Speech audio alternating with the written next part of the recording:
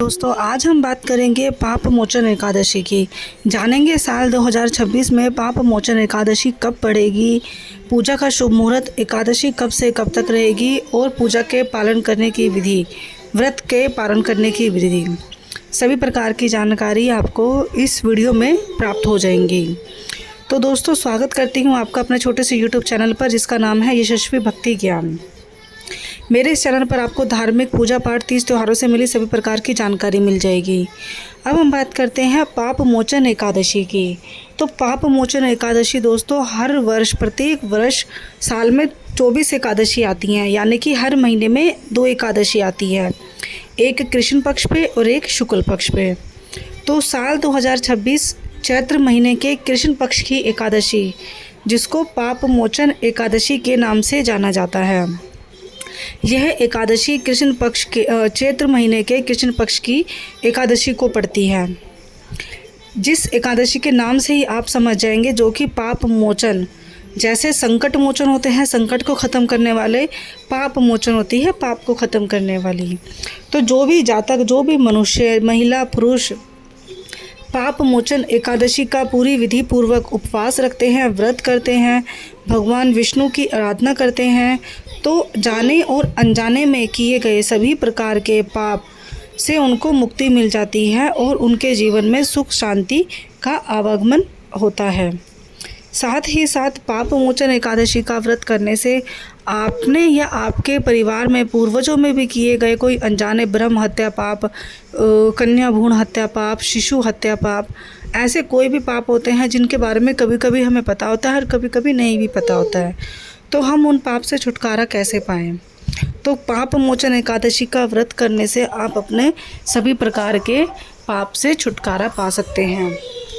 तो दोस्तों लोगों के मन में एक छोटा सा भ्रम बना हुआ है कि पाप मोचन एकादशी साल 2026 में 14 तारीख को है, 14 मार्च को है या 15 मार्च को है। आजकल ऐसा हो गया है हिंदू कैलेंडर में कि जो हमारी तिथियां होती हैं वह आधे आधे दिन से शुरू होती हैं। तो लोगों के मन में यही भ्रम रहता है कि आधे दिन से आज है, आधे दिन से कब है, तो हम कब व्रत करें। तो मैं आपको साफ बता देती हूँ कि हिंदू धर्म में, हिंदू सनातन धर्म में कोई भी व्रत या उपवास ज़्यादातर हम रखते हैं तो वह उदय तिथि के हिसाब से ही रखते हैं। तो देखिए 14 तारीख को, 14 मार्च को शनिवार के दिन पाप मोचन एकादशी शुरू हो जाएगी, जिसका समय रहेगा 8:10 पर, सुबह के समय, सुबह 8:10 पर 14 मार्च को पाप मोचन एकादशी शुरू हो जाएगी और समाप्त होएगी 15 मार्च को सुबह 9:16 पर, रविवार के दिन। अभी दोस्तों लोगों के मन में यह भ्रम है कि 14 तारीख को व्रत रखें या 15 को, क्योंकि दोनों ही दिन एकादशी है। तो 15 मार्च को एकादशी का, पाप मोचन एकादशी का व्रत रखा जाएगा। ऐसा इसीलिए क्योंकि देखिए 14 मार्च को जो तिथि शुरू होगी वह सुबह 8:10 पर शुरू हो जाएगी, लेकिन हमारा जो सूर्योदय का समय रहेगा उस दिन वह रहेगा 5:47 का। तो सूर्योदय पहले है और एकादशी की तिथि बाद में शुरू हुई है, तो उस दिन यह तिथि नहीं लगेगी। अब 15 मार्च की बात करें तो 15 मार्च को जिस समय सूर्योदय होगा उस समय एकादशी की तिथि चालू रहेगी। तो सूर्योदय के साथ ही हम तीज त्योहारों की तिथि का निश्चय करते हैं, तो इसीलिए सूर्योदय के साथ हम पाप मोचन एकादशी का व्रत रखेंगे रविवार के दिन। आप ब्रह्म मुहूर्त की पूजा की बात करते हैं तो सुबह 5:45 पर 55 मिनट पर ब्रह्म मुहूर्त का शुभ मुहूर्त रहेगा, जो कि 5:43 तक आपको अपनी सारी पूजाएं समाप्त कर देनी है। वैसे तो और 2-3 मुहूर्त हैं 15 तारीख के, लेकिन उस समय के बाद फिर 9:16 के बाद एकादशी समाप्त हो जाएगी, तो आपको सुबह ब्रह्म मुहूर्त में ही पूजा पाठ कर लेनी है। अब दोस्तों बात करते हैं एकादशी के व्रत की कि कैसे यह व्रत रखा जाता है। तो दोस्तों सबसे पहली बात तो एकादशी का जो व्रत होता है, कृष्ण पक्ष में आने वाली, शुक्ल पक्ष में आने वाली, दोनों की विधियां ही समान होती हैं, उसमें कोई खास बड़ा फ़र्क नहीं होता है। आप सुबह ब्रह्म मुहूर्त में उठकर स्नान आदि करके, आपके पास बन पड़े तो पीले वस्त्र धारण कीजिए, नहीं तो आप काला और नीले सफ़ेद रंग को छोड़कर कोई सा भी वस्त्र धारण कर सकते हो। आप अपने घर में सारी प्रकार साफ़ सुथरा प्रकार से झाड़ू पोछा लगाइए, घर को शुद्ध कीजिए।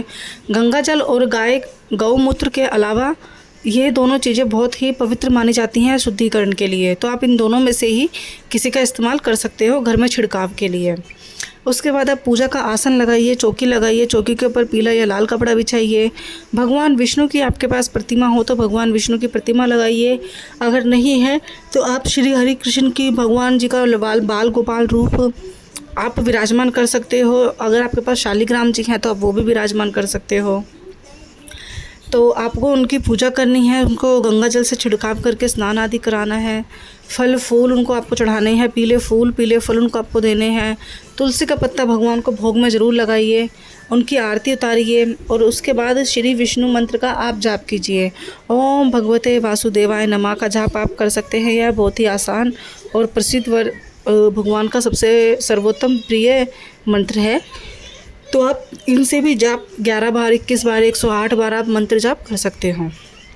और भगवान से पूजा के बाद क्षमा मांगिए कि हे प्रभु, जाने अनजाने में भूल से हमसे जो भी पाप हुए हैं, आप हमारे सभी पापों की मुक्ति कीजिए और हमें सभी पापों से क्षमा कीजिए।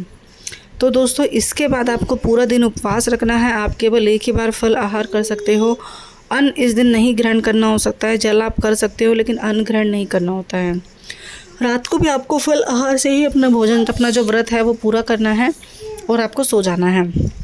अगले दिन यानी कि 16 मार्च को जब द्वादशी तिथि लग रही होगी तो आप सुबह उठकर नहाएंगे धोएंगे, वही चौकी आसन पे आप भगवान विष्णु की फिर से पूजा करेंगे। उनको गंगा जल से स्नान आदि करा के फल फूल दीप आदि बनाकर जो भी आपने फल निकाले हैं उसका एक अंश आप ब्राह्मण को दे के आएंगे और एक अंश गरीब को, और फिर आप खाएंगे। द्वादशी एकादशी के दिन हम चावल नहीं खाते क्योंकि उस दिन चावल खाना वर्जित होता है, लेकिन ऐसा कहा जाता है कि द्वादशी के दिन जो भी हमारे मुख में पहला अन्न जाए तो वह चावल का ही जाए। तो उस दिन चावल की खिचड़ी ज़रूर बनाई जाती है। तो आपसे बन पड़े तो चावल की खिचड़ी बनाइए और वही ब्राह्मण को और गरीब को दान करके फिर अपने घर में आप सुबह ग्रहण कर सकते हैं। ऐसे करके आप एकादशी का व्रत खोल सकते हैं। तो दोस्तों, ये थी एकादशी के व्रत की जानकारी। 15 मार्च 2026 चैत्र महीने के कृष्ण पक्ष की एकादशी को रखा जाएगा पाप मोचन एकादशी का व्रत।